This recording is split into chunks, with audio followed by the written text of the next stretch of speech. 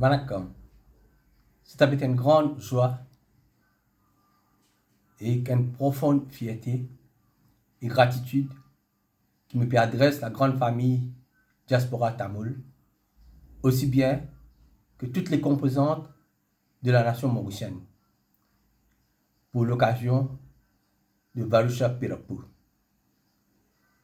C'est un jour que nous faisons une pensée spéciale pour nos ancêtres qui nous travaillent dur et nous font beaucoup de sacrifices pour déléguer une culture aussi riche et vaste, avec une langue qui date plus de 2000 ans, une langue toujours vivante, avec beaucoup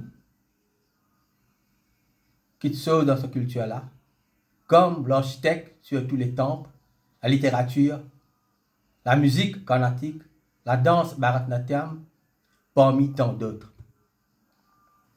Il y a aussi un jour de réflexion pour nous, la communauté tamoule, pour quitter qui quantité de choses qui nous gagnent, nous en prennent, ce qui nous ancêtres nous quitter, qui quantité nous peut pratiquer, nous peut préserver, nous peut améliorer, et qui nous peut quitter demain pour la génération future. Maintenant, laisse-nous causer un petit peu le Varusha Pirapu. Nous pouvons célébrer Andu 5127. Il y a trois mots qui nous servent très souvent, qui n'ont une différence, mais qui ne peuvent pas dire la même chose. Andu 5127 veut dire que le calendrier tamoul aujourd'hui daté 5000 ans et 127. Putandu veut dire bonne année. Par exemple, si nous souhaitons une bonne année, nous disons Putandu Najbas Tukal. Mais par contre, Varusha Pirapu veut dire la naissance d'une nouvelle année. Qui fait nous dire la naissance? Parce qu'il y a une année, après un an, il peut disparaître, mais après 60 ans, il retourne. Il réincarne. Et d'après le calendrier traditionnel tamoul, nous avons un système de calendrier cyclique. Veut dire le circulaire. Il contient 60 l'année. Et chaque année, il y a un nom spécifique que nous avons tout seulement attribué avec lui. Aujourd'hui, nous pouvons célébrer le 39e année de sa cycle-là, qui appelle Vishwavasu. Vishwavasu, c'est une année qui existait en 1965. Et maintenant, il peut refaire son apparition. C'est pourquoi nous disons qu'il reprend naissance. Et c'est pourquoi nous disons Varusha Pirapu, c'est la naissance d'une nouvelle année. Et qui, tout ce qu'on attribue quand il vient, il donne nous une première indication qui l'année pour été. Ceci dit, nous avons un coup qui fait nous dire le calendrier tamoul de 5127. Comment nous connaissons le calendrier européen dans l'année 2025. Mais nous calendrier, il finit commencer dans Kali Yuga. Et il finit arrive 3102 quand le calendrier européen commence. Donc, si nous prenons 3102, nous ajoutons avec 2025, nous avons 5127. Et c'est pourquoi nous pouvons célébrer l'année Vishwavasu, Andu 5127.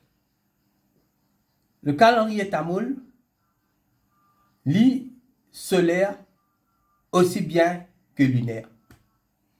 Solaire, c'est parce que quand le soleil visite le signe zodiaque Bélier, là qui nous célébrait Varusha Pirapu, il indique le premier jour de l'an dans le mois de Chittirayi.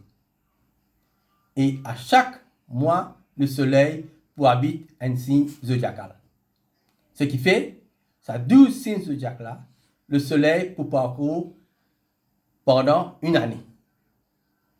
Et chaque mois et chaque année pour dépendre sur le trajet du soleil dans le signe zodiacal. Mais par contre, en ce qui concerne tout le fait, tout le activité, tout le rituel, il dépend de la lune. La lune, qui peut dire nous, quand nous fête célébrer par exemple, Mahashivaratri, il peut célébrer le 14e jour lunaire. Ganesh Chaturthi, lui célébrer le 4e jour lunaire. Là, comme veut dire 4e jour, veut dire il prend depuis une nouvelle lune, il est allé jusqu'à pleine lune. Ça veut dire la lune croissante. Quand il sortit pleine lune, il vient premier, la lune. Nouvelle lune, c'est la lune décroissante. Par exemple, quand nous disons taille pour son cavedi, nous célébrons dans pleine lune, Purnima.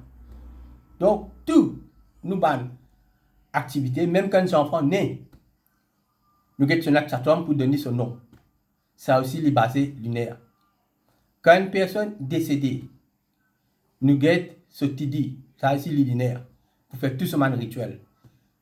Pour faire un mariage, pour commencer une aventure, pour commencer un travail, pour réaliser la case, tout cela, les basons sur lunaire. Donc, c'est pourquoi le calendrier tamoul, le duel veut dire nous servir soleil et la lune. Soleil, pour donner nous avons signe zodiaque, mois, tout le mois pour baser le soleil, et que l'année même pour commencer à partir du soleil, tandis que toutes les autres activités pour baser sur la lune. Maintenant, nous regardons un petit peu un aspect de nos cultures, c'est l'art culinaire. Pour le jour de Valshapurapu, le premier jour de l'an, nous préparons un menu, on appelle pachadi, que nous servons différents saveurs. Il y a 6 goûts qui nous servent. Ces 6 goûts-là, nous gagnons doux, salé, amer, aigre, fort et astringent. Si je peux expliquer aux autres, qui goût doux il y a, c'est très difficile pour tout le monde comprendre, à moins qu'il ait goûté. Par exemple, il connaît du sucre doux, comme on dit doux, il peut connaître, c'est du sucre. Et pas seulement du sucre doux, il y a beaucoup de autres ingrédients qui sont doux. Mais, ces 6 saveurs-là, il y a un effet direct dans le côté physique, dans nos alimentations, mais aussi sur le mental. Par exemple, d'où le côté émotionnel, il représente un événement qui est heureux. C'est pourquoi quand une affaire qui est heureux qui arrive, un mariage, une naissance et autres, vous faites du monde sur la bouche doux, vous montrez que c'est doux. Et c'est une association pour montrer que doux, c'est quand il y a un bon événement. Amer, c'est un événement qui est douloureux. Par exemple, qui est triste et associé avec quelque chose qui est amer. Par exemple, qui mange nous servir dans la mer, par exemple, dans sa pâtisserie là, c'est feuille là. Et aussi, aigre, par exemple, tamarin. Ça qui désigne nous, surprise. Piment, par exemple, nous disons fort. Épicé. Ça, il désigne la colère. Comme ça, astringent, il y a un goût qui vraiment, du monde pas trop connaît, parce qu'il ne pas trop manger. Par exemple, si on prend une banane verte, nous manger, ça, il donne nous sa goût là. Et aussi, chaque ingrédient qui nous mettait là-dedans, il est associé avec un événement mental qui est important, qui nous connaît. Dans la vie de tous les jours, ça un an qui peut arriver là. Pas pour nous seulement un événement qui est heureux. Pas pour nous seulement un événement qui est triste. Pas pour nous seulement surprise. Pour nous un mélange de tout ça, un événement là. Et qui nous a préparé nous, depuis le premier jour de l'an, pour accepter tout ce événement qui pense et pour arriver nous. Qui Pas nécessairement tous les 6 arrivent, nous. Mais, quand il est arrivé, nous déjà au courant qui nous besoin faire. Ceci dit, avant qu'il me passe un souhait, je suis content de faire ressortir qu'en 1965, quand Viswa Basu apparaît pour naissance, il y a un grand événement en ce qui concerne l'informatique, ce qu'on appelle computer science. Il y a beaucoup de développement. Et ARPANET,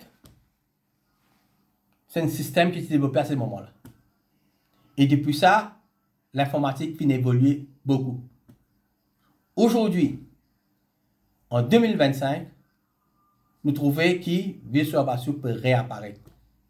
Et je suis certain qu'il pour un très grand développement en ce qui concerne l'informatique et comment tout le monde connaît, quelque chose qui peut avec nous, nous pouvons vivre dans l'ère de l'intelligence artificielle. L'intelligence artificielle pour tous, chaque secteur. Personne pas pour épargner par l'intelligence artificielle.